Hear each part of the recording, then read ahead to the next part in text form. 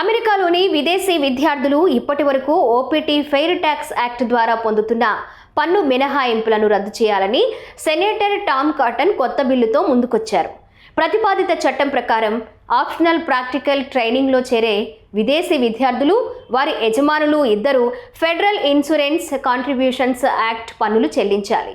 ఇవి సామాజిక భద్రతతో పాటు మెడికేర్ కవర్ చేస్తాయి. కొత్త బిల్లుతో విదేశీ కార్మికులకు అన్యాయంగా దక్కుతున్న పన్ను మినహాయింపులను ముగించాలని, అమెరికా ఉద్యోగులకు ప్రాధాన్యత పెంచాలని సెనేటర్ కాటన్ అన్నారు. దీంతో ఓపీటీ ద్వారా F1 వీసాదారులు US పోస్ట్ గ్రాడ్యుయేషన్లో 12 నుంచి 24 నెలల వరకు పని అనుభవం పొందొచ్చు. కానీ ఓపీటీ ఫెయిర్ ట్యాక్స్ యాక్ట్ ప్రకారం యజమానులు US పౌరులకు అందించే విధానంగానే కాంట్రిబ్యూషన్ చెల్లించాలి. దీని కింద 6.2% సామాజిక భద్రతా పన్ను, అలాగే మెడికేర్ పన్నుల రూపంలో 1.45% ఉద్యోగి ఓనర్ ఇద్దరి నుంచి వసూలు చేయబడుతుంది. ఈ మొత్తం కలిపితే 15.3% అవుతుంది. దీనికి సంబంధించిన మరిన్ని చట్టపరమైన మార్పులకు సైతం అమెరికా శ్రీకారం చుట్టబోతోందని తెలుస్తోంది.